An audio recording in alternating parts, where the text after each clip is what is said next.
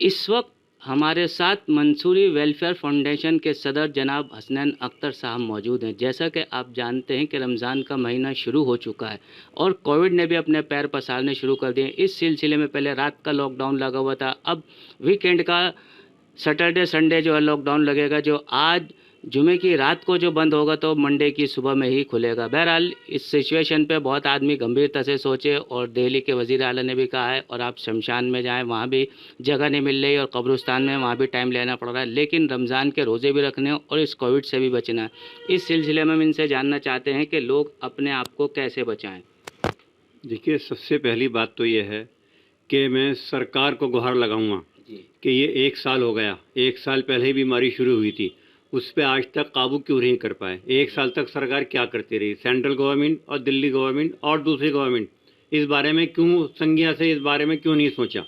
करोड़ों रुपए का फंड ब्याज जमा कर लिया इन्होंने, उसका कुछ पता नहीं कहाँ गया कहाँ नहीं गया, कौन सी बीमारी पर खर्च हो रही है। उन्होंने वैक्सीन निकाली है, लोगों को 2 वैक्सीन लगे, उसके बाद उनको कोविड आ रही है, तो ये कौन से वैक्सीन लगा रहे हैं, क्या वैक्सीन लगा रहे हैं, ये आज तक समझ में नहीं आया किसी के। ये क्या बीमारी है, अनदेखी बीमारी है ये। लेकिन बीमारी तो है। बीमारी है, अनदेखी बीमारी है, इस बीमारी का कोई वजूद नज़र नहीं आता। कोविड चल रहा है, सबको मालूम है, और इस वक्त बहुत शीतलहर है। हर तरफ देखा जाए, शमशान घाटों में आप देखिए, वहाँ लाइनें लगी पड़ी हैं, लकड़ी ख़त्म हो गई है मुर्दे जलाने के लिए। कब्रस्तान में जाइए, वहाँ टोकन बट रहे हैं, लाइनें लगी पड़ी हुई हैं। 2 घंटे बाद आना, 4 घंटे बाद आना, टोकन बांट दिए, दे दिए, तो लोग तो मर रहे हैं बीमारी से। कुदरती मौत इतनी नहीं होती, ये बीमारी तो है। बीमारी का असर कहाँ हो रहा है, ये अंधी की बीमारी है, इसका कुछ पता नहीं चल पा रहा है। जैसे कहा जा रहा है कि बीमारी जो इस वक्त नौजवान में ज़्यादा हो रही है, आदमी ना सोचे कि बूढ़ों को ही लगती है। हाँ, ये बीमारी सभी के लिए है। पहले बूढ़ों को ज़्यादा चल रही थी और इस वक्त जो है नौजवानों को ज़्यादा चल रही है। क्यों कि बूढ़ों ने अपने आप को सेफ कर लिया, थोड़ा सा एहतियात करने लगे। हमारी नौजवान नस्ल जो है, नई पीढ़ी है, युवा पीढ़ी है, वो इसका ज़्यादा पालन नहीं कर रही है। तो मैं पालन के अलावा उनको रोजगार के लिए भी तो जाना, वही तो कहा, पालन नहीं कर रही है। आप पालन क्यों नहीं कर रही है? पालन का मकसद यही है कि अगर वो घर से बाहर नहीं निकलेंगे तो कमाएंगे कैसे, रोजी रोटी कैसे कमाएंगे। रोजी रोटी कमाने के लिए बाहर निकलना पड़ता है। अब जब रोजी रोटी कमानी है, बाहर निकलना है, सारी चीजें झेलनी पड़ेंगी। लेकिन इससे बचाव कैसे होगा, रोजे भी रखने ये? लेकिन उसके लिए हमें प्रिकॉशन करनी चाहिए, हमें एहतियातें रखनी चाहिए कि हम जब घर से निकलें साफ सुथरे नहा धो के, सैनिटाइज करके, अपने आप को मास्क लगा के घर से बाहर निकलें तो बाहर भी लोगों से दूरी बना के रखें, जहाँ तक हो सके हाथ ना मिलाएं, कम मिलाएं।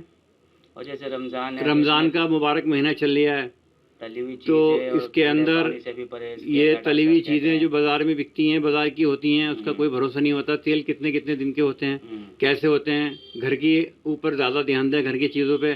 फल फ्रूट लाएं, उसको धोएं, धोने के बाद ही घर के अंदर रखें, इस्तेमाल करें। गर्म पानी का सेवन सुबह शाम करें, कहवा बना के पिएं, लौंग, अदरक, दालचीनी, इसका कहवा बना के पिएं, और स्टीम ज़रूर लें। और स्टीम इस वक्त लेना बहुत ज़रूरी है, और जब भी हमारी सेफ्टी हो सकती है। हम यही दुआ करेंगे कि इस रमज़ान की बरकत से अल्लाह ताला इस बीमारी को ख़त्म कर दे और हम सबको नेक बनने की तौफीक दे। इस वक्त हमारे साथ समाजी कारकुन हाजी फैज़ान साहब मौजूद हैं। जैसा कि आप जानते हैं, कोरोना ने अपने पांव पूरी तरह से पसार लिए हैं और हर तरह हाहाकार मची हुई है। लेकिन सरकार भी मुस्तैदी से काम ले रही है। पहले नाइट कर्फ्यू लगाया था, लेकिन अब दिन का कर्फ्यू लेकर जा रही है। वीकेंड में 2 दिन के लिए कर्फ्यू लगेगा हफ्ते में। सरकार भी हर प्रयास कर रही है ताकि इस माहिमा बीमारी से और ऐसे में रमज़ान का महीना भी चल रहा है, तो आदमी को किस तरह से रोज़े भी रखने हैं और कोविड से बचना भी है। तो हाजी जी ये बताएं कि किस तरह से आदमी को एहतियात रखनी चाहिए। सबसे पहले तो मैं सियासी तकदीर के माध्यम से सब लोगों को रमज़ान की मुबारकबाद पेश करता हूँ कि अल्लाह पाक ये महीना मुबारक का महीना है, और ये जो बीमारी चल रही है, इस बीमारी का रमज़ान में ख़ात्मा हो जाए। और फ़िलहाल बीमारी बहुत जो ज़्यादा गंभीर है, और इसका सिर्फ यही इलाज है कि हम सोशल डिस्टेंसिंग का पालन करें। सरकार अपने सब कुछ काम कंप्लीट कर रही है। सरकार चाह रही है ज़्यादा से ज़्यादा जिम्मेदारी के साथ काम करा जाए, लेकिन उससे ज़्यादा जिम्मेदारी जो हम सबकी बनती है। हमारी जिम्मेदारी ये है कि भाई जो सरकार ने जिस बारे में कहा है उसका कम्प्लीटली जो है उसका जो है एग्री करा जाए, उसका पालन करा जाए, और जो अवॉइड चीज़ें हैं उसको अवॉइड करा जाए। गर्म पानी का इस्तेमाल करा जाए, ठंडे पानी से हमें बचाया जाए, एक्सरसाइज करी जाए और ज़्यादा से ज़्यादा घर में इबादत करी जाए, क्योंकि रमज़ान का महीना इबादत का महीना होता है। इबादत भी करनी ज़रूरी है और अपनी जान को बचाना भी ज़रूरी है, और जान को बचाना भी फ़र्ज़ है।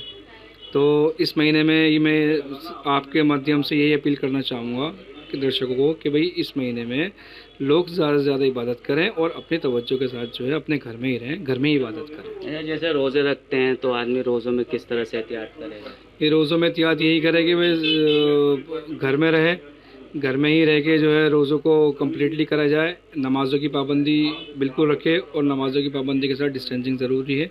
जहाँ मसाजिद बड़ी हैं वहाँ डिस्टेंसिंग के साथ नमाज़ पढ़ी जाए, जहाँ मसाजिद छोटी हैं वहाँ घर में ही नमाज़ अदा करी जाए। सोशल डिस्टेंसिंग का ख्याल रखते हैं। सोशल डिस्टेंसिंग का बिल्कुल ख्याल रखें। चीज़ तो ही बाहर निकलें। बिल्कुल, जब ज़रूरी हो, बहुत ज़्यादा ज़रूरी हो, जब ही बाहर निकलें, वरना घर में रहें, अपनी फैमिली के साथ रहें। इस चीज़ से अब बेहतर है, इससे ज़्यादा और कुछ बेहतर नहीं है। देखिए, इन्होंने ये बताया कि आप घर में ही रहें, ज़्यादा से ज़्यादा नमाज अगर पढ़नी है तो अगर बड़ी मस्जिद है तो डिस्टेंस से पढ़ें, छोटी मस्जिदें हैं तो उसमें थोड़ा घर में ही करें, और ज़रूरी काम से ही निकलें, गर्म पानी का इस्तेमाल करें, ठंडी चीज़ें इस्तेमाल करें। इस तरह से आप सेफ़ रहेंगे, आप सेफ़ रहेंगे तो आपका परिवार सेफ़ रहेगा, आपका परिवार सेफ़ रहेगा तो हर तरह से बीमारी आती है, बीमारी चली जाती है, लेकिन इंसान वहीं रहता है। जब इंसान ही नहीं होगा तो बीमारी का भी कोई योगदान नहीं है। इस वजह से ज़्यादा जो सरकार की गाइडलाइन पर उसके अमल करें। दिल्ली से एम रमेश। सियासी तकदीर यूट्यूब चैनल को सब्सक्राइब करें और बेल आइकन पर क्लिक करें ताकि आपको सबसे पहले खबरें मिलती रहें।